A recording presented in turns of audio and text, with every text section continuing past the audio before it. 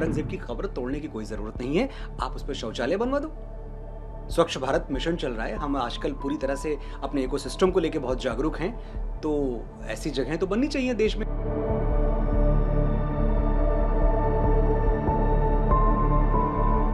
मनोज मुंतशिर ने वो बात कही है जिससे भारत का एक बड़ा कलंक मिट जाएगा।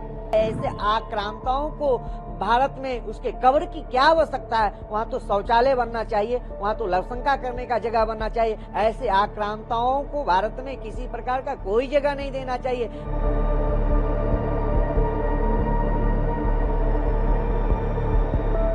देश में कट्टरपंथी, जिहादी और आतंकवादी विचारधारा के लोगों को कोई आवश्यकता नहीं है। ये ऐसे आक्रांता थे जो देश में लूटने का काम किए, हिंदू भाई बहनों को मारने का काम किए। मनोज मुंतशिर ने वो बात कही है जिससे भारत का एक बड़ा कलंक मिट जाएगा।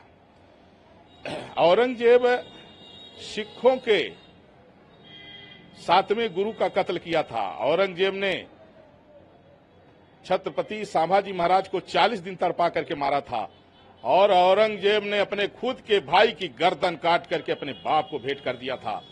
खुद अपने बाप को जेल में सड़ा दिया था, पानी तक नहीं देता था पीने के लिए। इसलिए औरंगजेब की कब्र को हमने कहा था हटाने के लिए, लेकिन उन्होंने और अच्छा सुझाव दिया है कि वहां शौचालय बन जाना चाहिए उसके ऊपर। और मैं समझता हूं कि मुस्लिम समाज भी इससे खुश होगा, केवल आतंकवादी कट्टरपंथियों को छोड़ करके, क्योंकि कोई मुसलमान ये नहीं चाहता है कि कोई अपने गर्दन भाई की काट दे, बाप को जेल में डाल के सड़ा दे, पानी तक पीने को न दे। इसलिए औरंगजेब धरती का कलंक था, इस्लाम के लिए कलंक था, मानवता के लिए कलंक था।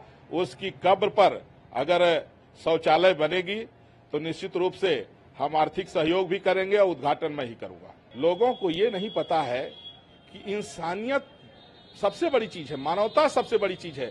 आज कोई मुसलमान ये नहीं चाहेगा कि उसका भाई उसका गर्दन काट ले, कोई मुसलमान ये नहीं चाहेगा कि उसका बेटा उसको जेल डाल दे, कोई मुसलमान ये नहीं चाहेगा कि उसका बेटा उसको पानी बिना तड़पा दे।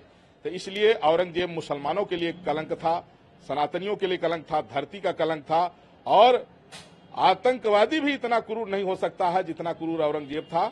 इसलिए औरंगजेब की कब्र पर अगर शौचालय बनता है तो ये अच्छा संदेश जाएगा। निश्चित रूप से औरंगजेब जैसे आक्रांताओं को भारत में कोई किसी प्रकार का उसे मजार और उसके कब्र का कोई आवश्यकता नहीं है। ये भारत एक संवैधानिक देश है और सनातनियों का देश है और हिंदू धर्म जो है वो बाहुल्य देश है। इस देश में कट्टरपंथी, जिहादी और आतंकवादी विचारधारा के लोगों को कोई आवश्यकता नहीं है। ये ऐसे आक्रांता थे जो देश में लूटने का काम किए, हिंदू भाई बहनों को मारने का काम किए। संभाजी के देख सकते हैं कि संभाजी को 40 दिनों तक किस प्रकार से प्रताड़ना दे करके, उनके चमड़ों को उधेड़ करके, नाखून निकाल करके, आंखों में शूल डाल करके इस प्रकार से मारने का काम किया। ऐसे आक्रांताओं को भारत में उसके कब्र की क्या आवश्यकता है? वहां तो शौचालय बनना चाहिए, वहां तो लवशंका करने का जगह बनना चाहिए। ऐसे आक्रांताओं को भारत में किसी प्रकार का कोई जगह नहीं देना चाहिए। ऐसे कट्टरपंथी, जिहादी, आतंकवादी विचारधारा के भारत में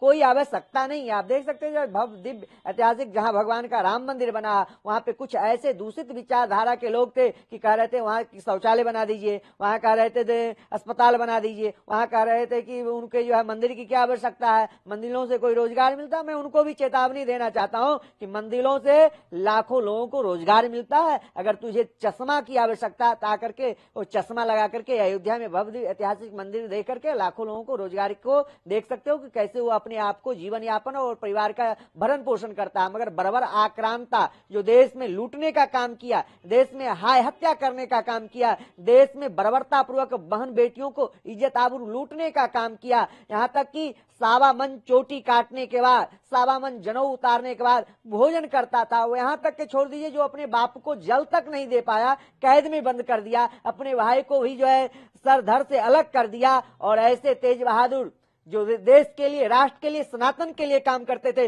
उनको किस प्रकार से प्रताड़ना दे करके और सर धड़ से अलग करवा दिया था।